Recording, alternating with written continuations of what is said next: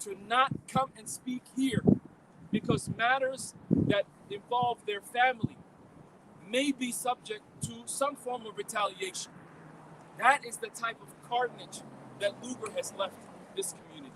And we will oppose him and any other U.S. attorney who believes that he will take our community for granted. And I will end with this. The day that President Trump was elected, and many in our community were fearful about the future of that administration, I spoke to an imam that night who told me the silver lining of Trump's election is that Lugar will no longer be around in the state of Minnesota. It is sad to have to tell you that story, but it's a reality. And so today we asked President Biden to do the right thing. We asked Senator Amy Klobuchar to do the right thing. And I completely want to thank all of our faith leaders here, all of our state legislators here who are here today to support us. Because I can guarantee you, during the time when the Countering Violence Extremism Program and the U.S. Attorney was bullying our community and projecting the #1 Islamophobic principle, which is to create the element that our community is a community of suspect and a community to be feared, we did not have the support that we have today. We did not have that support.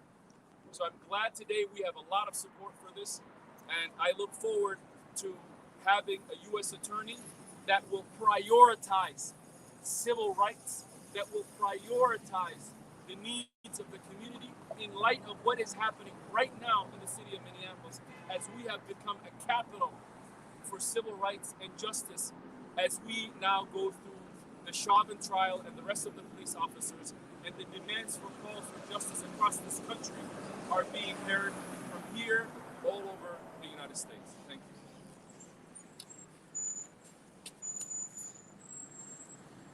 Next, I'd like to introduce Abdullah Farah from the Minnesota Coalition.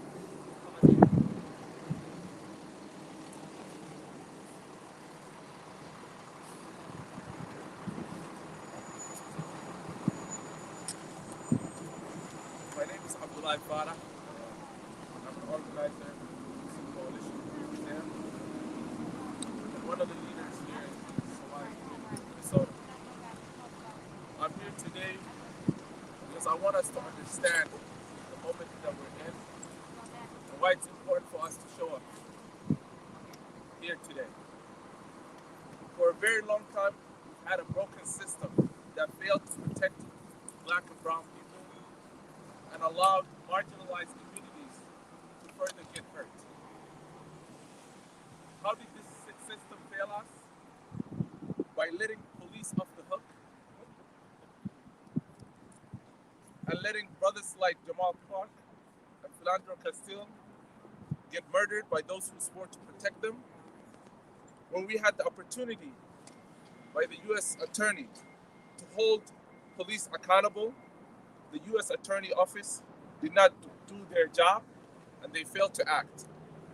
They also failed to focus on the real issues and the real threat by letting white supremacy fester and grow to become the biggest threat in our country while allocating all the resources going after marginalized communities with programs like CVE.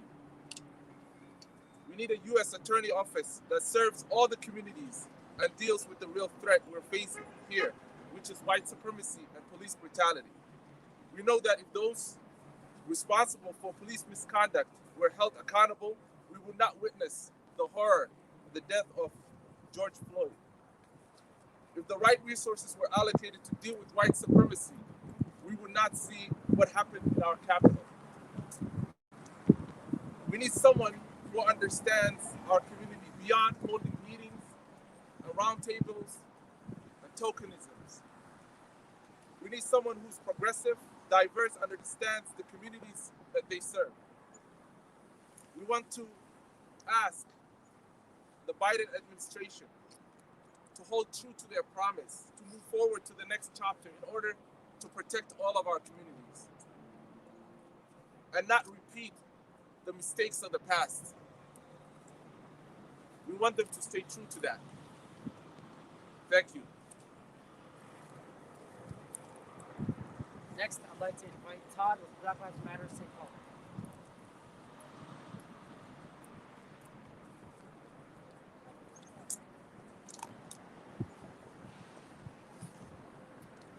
Andrew Lund, number one, Mark Clark passed away. And if you think about it, a lot of people said he was handcuffed, but there was no footage. Okay. At that point, he had the ultimate decision to be able to at least hold a trial, give him due process. He chose not to. This is a man who specializes in defense for white-collar crime. Let's get to the root of the problem here. You can replace that saying, a attorney general for the state, and get left with somebody like Mike Friedman. They do not have our best interests at hand. We see clearly the people watching, not just here in Minnesota, we are organized. We cannot go backwards. We want to leave that dark chapter alone. Biden, you have this ultimate opportunity to go a positive route. If you're limiting your options, absolutely open it up. There's no conversation for that. It's non-negotiable. Because let's give it opportunity. I challenge you to call us here in Minnesota so we can have a conference roundtable conversation about some options. I'm not going to give no alternative options. I believe we should challenge these people on their toes right now. What we're witnessing is a systemic problem with racism. And now, as it's being addressed and conversated and there's dialogue around it, it will look like a decision for a U.S. Attorney General to have a U.S.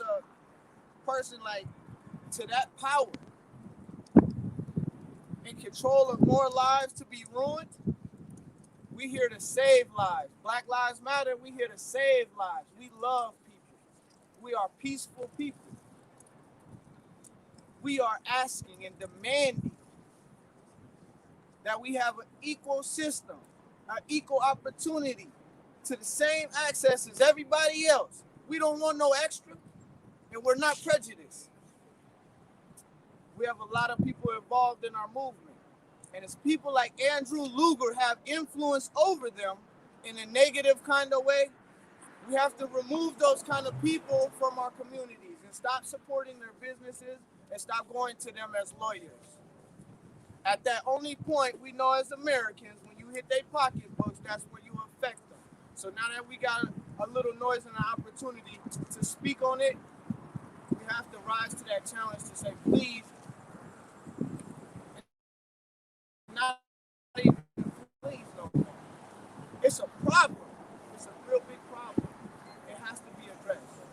So taking it to the next level, reconsider it. Do not make that decision to choose Andrew Lund. And in addition to that, I believe, we should add a little addition pressure so he can stop doing what he's doing in that kind of way. Like these kind of programs that he's trying to influence and then lock people up. I graduated from the University of Minnesota with 2 degrees, one in economics, one in management, emphasis in finance. I did that back in 2012.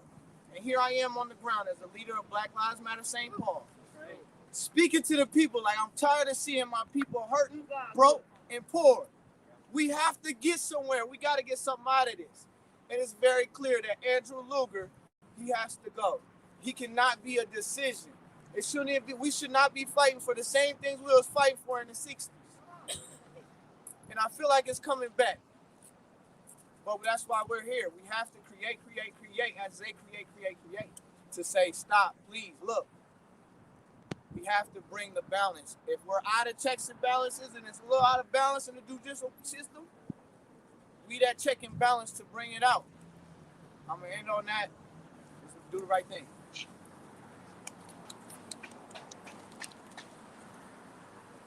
Next, I'd like to invite Pastor Lori Egan from our Savior's Lutheran in Minneapolis and Obi Billinger with Edina Morningside's UCC.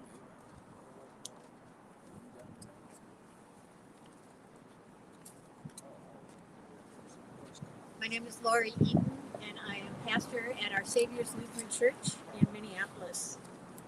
Our congregation is located about midway between downtown Minneapolis and the Lake Street area, two of the primary locations of unrest that developed last summer in the wake of the killing of George Floyd at the hands of police. We're located within a vibrant Muslim community, and we host in our church building an English learning center that teaches essential skills to the newest immigrants in our community. We have a long and committed relationship with our Muslim neighbors. The events of this past year and the last 4 years have highlighted the deep disparities that exist between people of color, including the Muslim community, and white residents, particularly at the hands of law enforcement. And our city is on edge in this very moment as the trial of former police officer Derek Chauvin is unfolding in our midst. And our greatest fear, the greatest threat, is of white supremacist terrorist groups coming to take advantage of the tension and stir up violence under cover of peaceful protest and vigilance that justice is allowed to unfold. We stand in solidarity with our Muslim siblings, friends, neighbors in calling on the Biden administration to hold firm to their expressed priorities of building up communities of color, of immigrants, and of deepening relationships across those things that threaten to divide us. There are other fine candidates for the position of U.S. Attorney who do not have the troubling history of endangering and threatening the Muslim community and neglecting justice for people of color in Minnesota. President Biden, please make the right decision for such a time as this.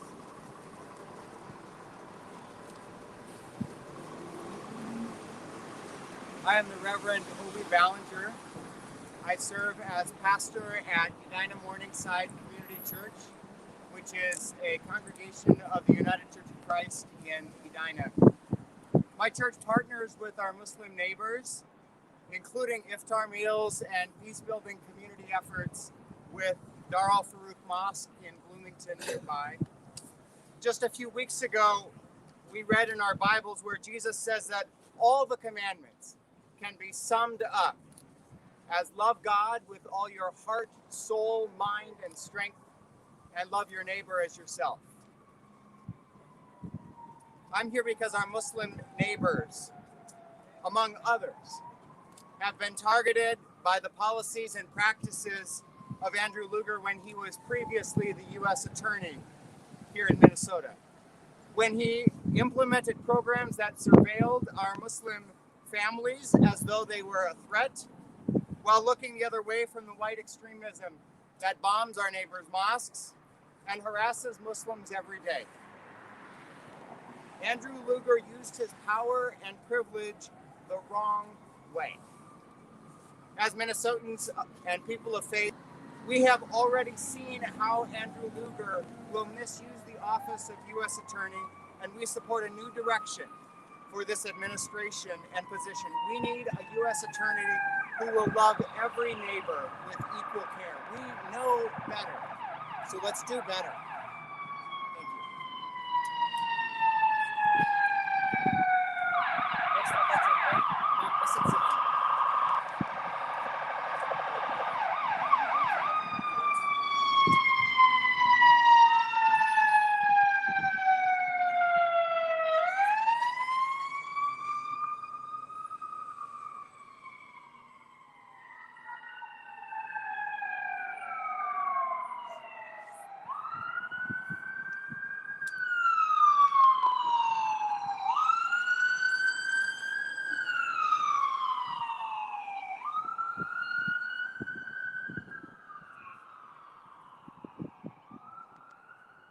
Good afternoon.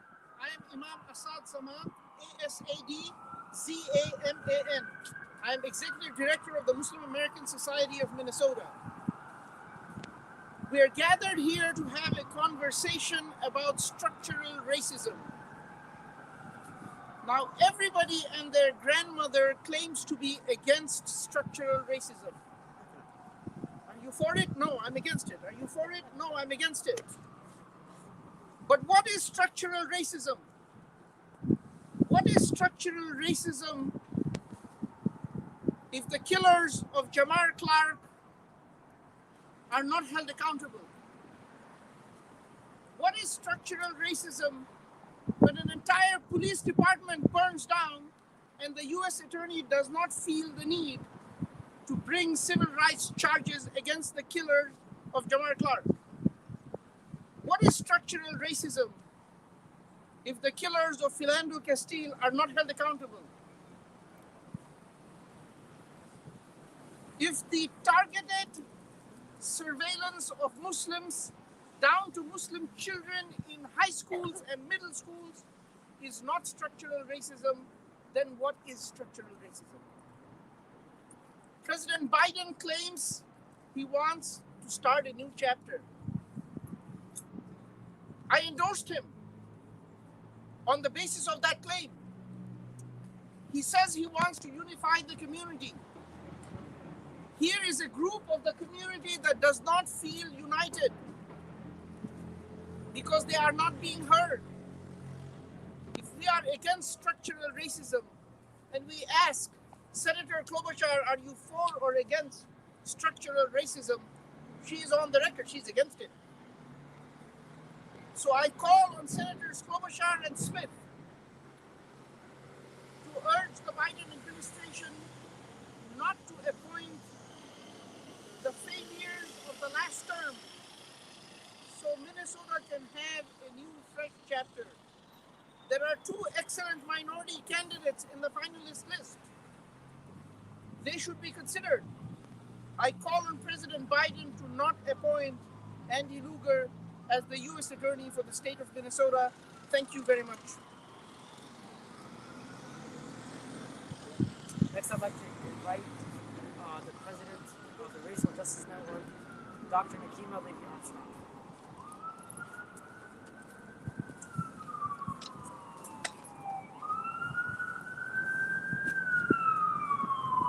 Good afternoon. My name is Nakima Levy-Armstrong. I'm a civil rights attorney, activist, and founder of the Racial Justice Network. And I'm here standing in solidarity with those who oppose Andy Lugar becoming the Attorney General. For those who oppose Andy Lugar becoming the U.S. Attorney for the state of Minnesota. As a civil rights attorney and activist, I can speak to my own experience in seeing Mr. Lugar use his power and his authority to oppress and surveil the Somali community. Several years ago, I was a member of a foundation that was a multi-million-dollar foundation here in the Twin Cities. And Mr. Lugar approached the foundation and claimed that he wanted to partner with the organization in order to help bring sports programs and community outreach programs to the Somali community. And as one of the few Black people sitting at the table, I was able to read between the lines and to understand that this was not about soccer programs and sports programs to reach Somali youth and to do outreach in the community, but in fact, this was about surveilling and targeting Somali people and helping to perpetuate the propaganda of widespread terrorism within the Somali community. I found those actions to be despicable, and I raised my concern with the rest of the board and pushed for us to oppose participating in the CVE program. And that if we were really about the community, that we could directly establish relationships with members of the Somali community, find out their needs and do outreach.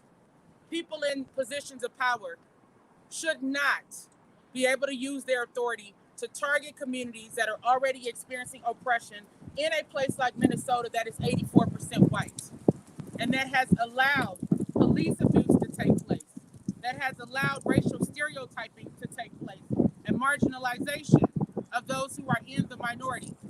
As some have mentioned earlier, we took to the streets, we stood outside of the 4th precinct for 18 days in the freezing cold, demanding justice for Jamar Clark. We had meetings with the U.S. Attorney's Office to demand that federal civil rights charges be brought against the officers who killed Jamar Clark. I sat in those meetings along with community members and those who were grieving as a result of the police abuse that was going on, and we felt as if we were talking to a brick wall. They did not take our concerns seriously, nor did they use the power of that office to bring federal civil rights charges in a case that we believe was warranted. We know that there was no video evidence in Jamar Clark's case, but there were dozens of Black witnesses who saw what happened. We also know that Jamar Clark was unarmed, that he was placed in a chokehold and slammed to the ground, and within 61 seconds, he was shot in the head at point blank range. We rely upon our government to enforce our civil rights, to demand justice, and to push for change. Mr. Lugar has not been a leader in that regard, and I believe that his inaction and his negligence towards the Black community, the Somali community, and other communities of color have contributed to the type of culture that we have here that allowed what took place on May 25th of 2020 when George Floyd was killed at the hands of Derek Chauvin and 3 other Minneapolis police officers. As you can see, we have been taking to the streets for years demanding change. We've been going to the halls of power for years demanding change. We want to see a paradigm shift in the state of Minnesota, which means a U.S. attorney who believes in freedom, who believes in justice, who believes in equality, and who believes in protecting those who are experiencing oppression. So we are calling upon President Joe Biden to do the right thing and to bring forth a leader who is going to help usher in the change that we want to see and that we deserve to see in the state of Minnesota. Thank you. Next, I'd like to invite Senator Omar Fonte.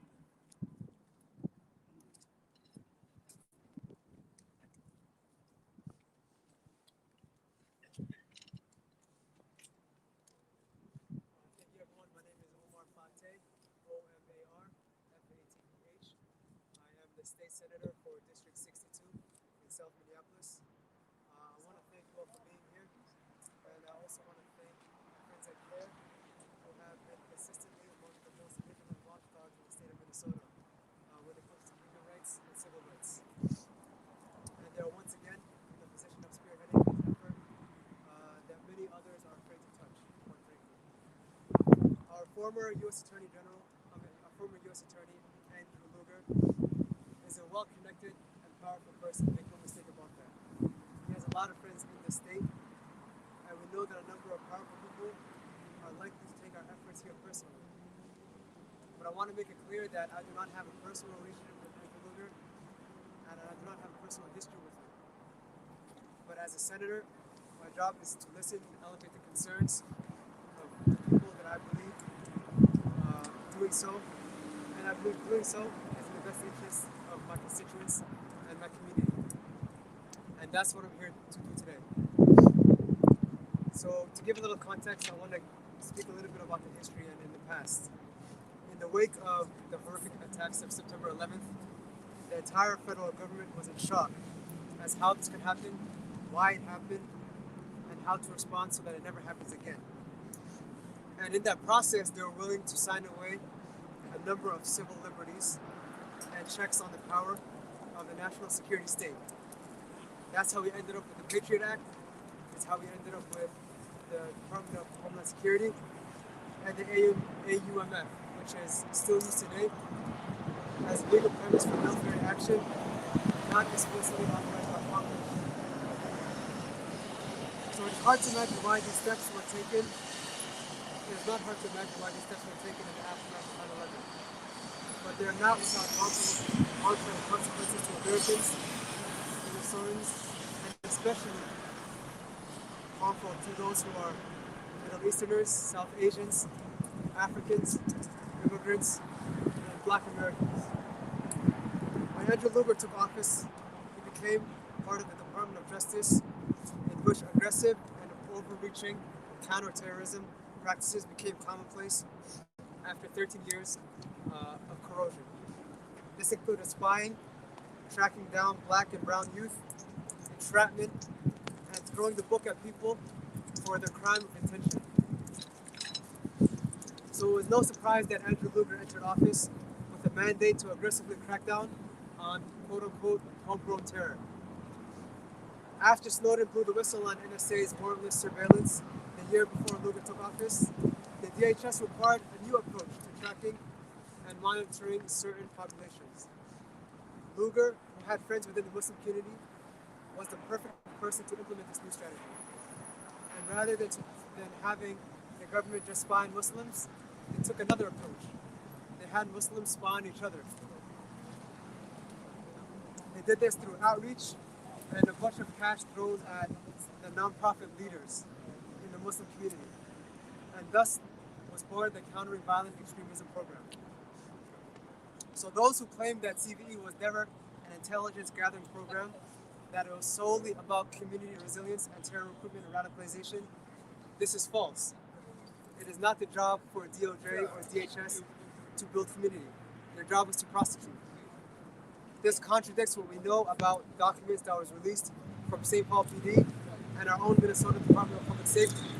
It contradicts what we know to be stated as a function of DHS and DOJ. And what cannot be denied is the premise of CVE stigmatizes Black people, Muslims, because it is based on the idea that we are uniquely prone to radicalization.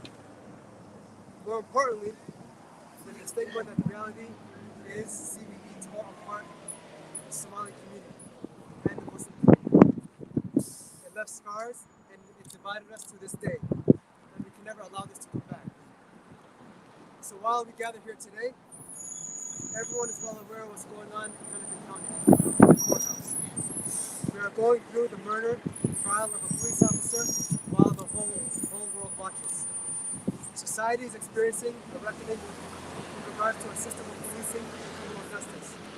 And as you heard, and you will hear today, Andrew Lugar is someone who is not willing to bring federal and civil rights charges against law enforcement, even in egregious cases such as the shooting and the murders of Jamar Clark and Philando Castile.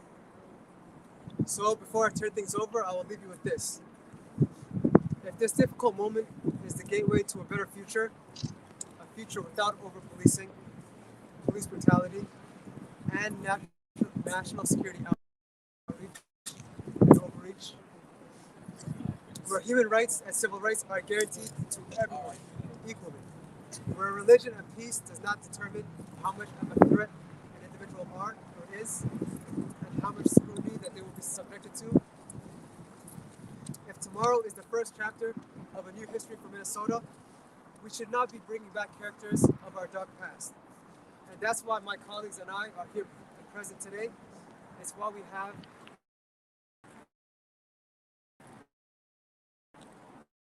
20 plus Joe Biden to do the right thing. Either select one of the other two candidates of color, or to reopen the search. And we're encouraging Joe Biden, President Joe Biden, as well as our senators, Amy Klobuchar and Tina Smith, to do the right thing. Thank you all for joining us today. Thank you. Next, I would like to invite one of our legislators, Representative Esther.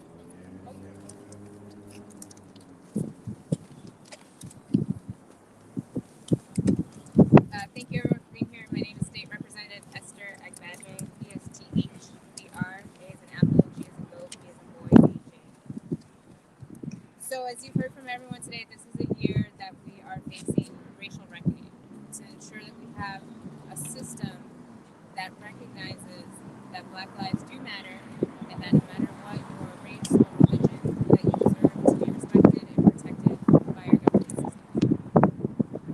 We know that as we move forward, we have to do things differently. This means moving on from a past that we know has caused disproportionate harm to our neighbors, and we now have the opportunity and the obligation to ensure that new voices are at these positions that affect justice and change within our communities. So we know that there are a number of other attorneys who can take this position. opportunities to reopen this circle because we want to make sure that whoever is representing Minnesota at the Department of Justice is one who understands, who listens, and who will care for all of our communities across Minnesota.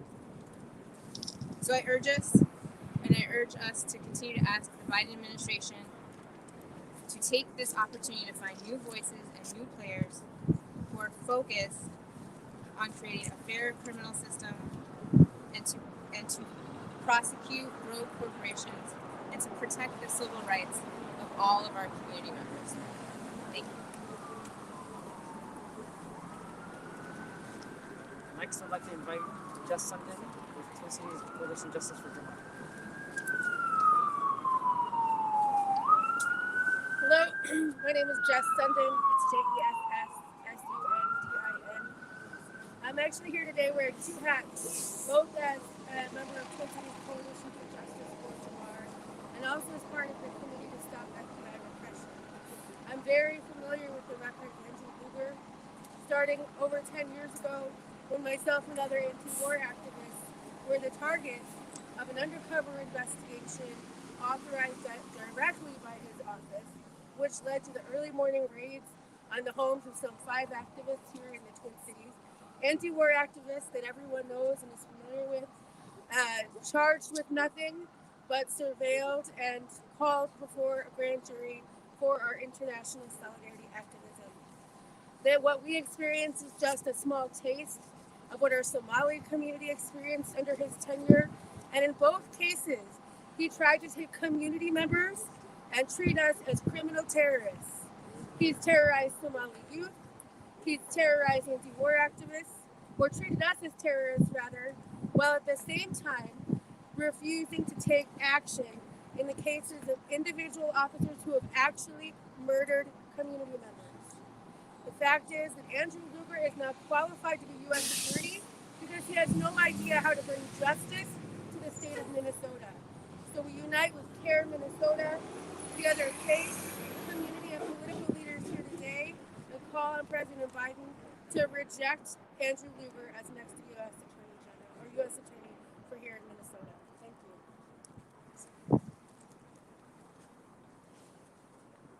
Next, I would like to read a quick statement from the President of Minnesota Justice Coalition, Jonathan McClellan. And it clearly states that we must not go backwards to covert Trumpisms within our criminal justice system. We must move forward with the commitment and understanding of our shared community, our shared values, and our future. And they stand in lockstep with our partners and community in opposing Andrew Lund as U.S. Attorney.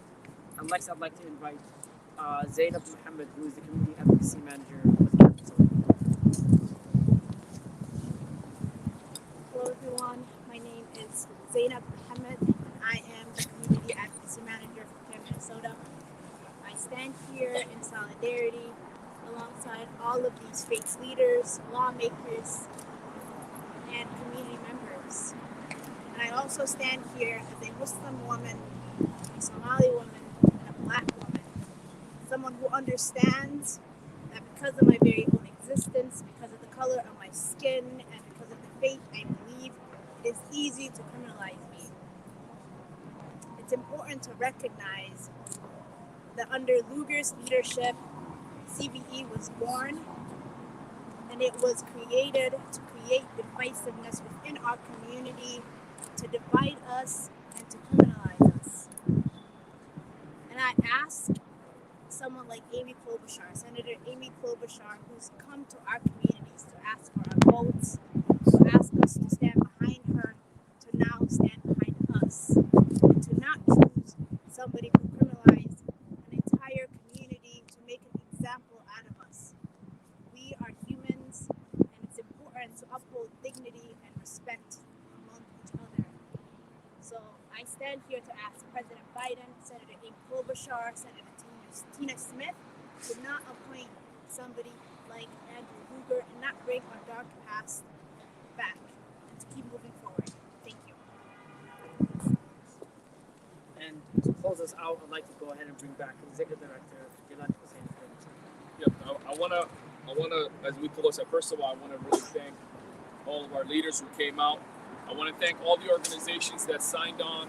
We will have the sign-on letter continuing. We're hoping to get many other organizations who will come forward and support.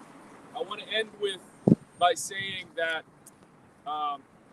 as you heard from Nakeem and others, Andrew Lugar created a dark cloud over our community that we are still impacted by today. Andrew Lugar got to the point where he worked and advised the Minneapolis public schools, and this is on record, to create a program where the Minneapolis public schools would hire individuals who would monitor the behavior of Somali kids in the public schools to see if they are being radicalized. And they went to Washington, D.C., in the Capitol, actually in the White House, to sell that program, that a Minneapolis public school would be hiring individuals who would monitor children in the lunchroom and in activities to see if they're joining terrorist organizations. They were creating programs to surveil our children in public schools. And so Mr. Lugar represents a dark cloud, a dark chapter.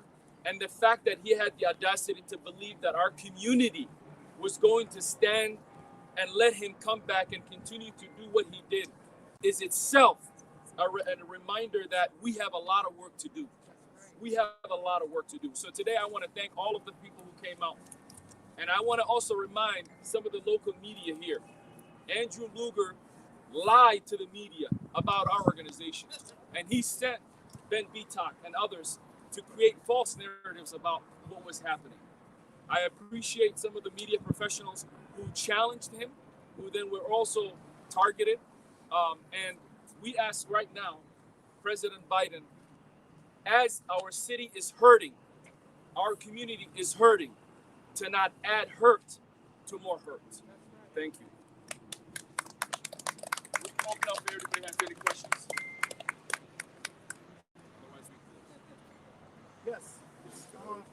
So the impacts of CVE on the youth, Somali youth in Minneapolis, Riverside specifically, is pretty deep. Now, it's quite a few years after it started. There's a lot of youth that grew up with it. There's a lot of youth programs that are still maneuvering different tactics of it. Where's it at now? Like right now, without Biden or without the administration putting more money into it, where's it at? I know Trump had tried to get rid of it, and it's sort of still around, and it's always still sort of, the tentacles are still reaching.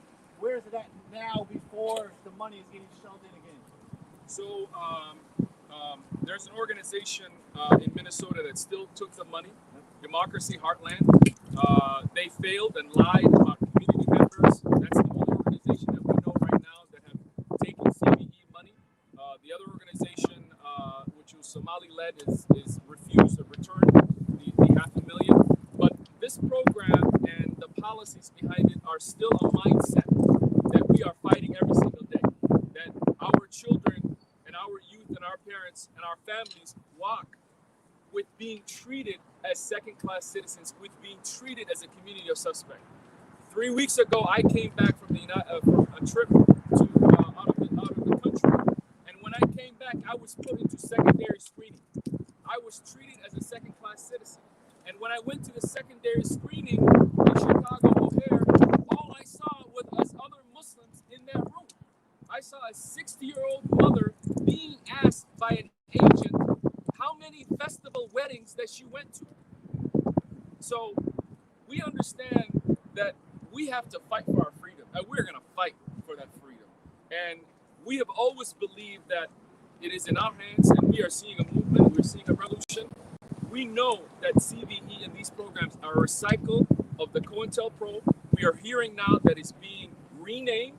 In fact, we heard from some of the experts on the CVE that they have already rehired previous CVE architects back into the Department of Justice. And so we are going to be monitoring that and bringing it forward. But we want to make sure that people understand that it is morphed. It is morphed and is now singly focused on targeting Black activists in this country, which we know is coming because the policies are coming from the same prosecutors who are now building those types of barricades to try to deny us to being out here to demand for justice. Anyone else? Any other questions? All right, thank you guys. Thank you so much.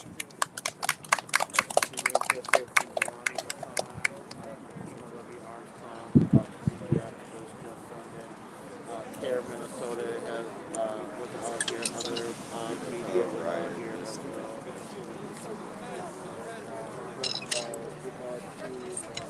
Andrew Lund being a U.S. District Attorney for Minnesota, and the Biden administration denying his eligibility to be that. So we did come down here and catch the tail end of that news press conference. Um, activists are just now. So you just caught the press conference for CAIR Minnesota. CAIR Minnesota is here to demand that Andrew Lund is not appointed the U.S. Attorney for Minnesota.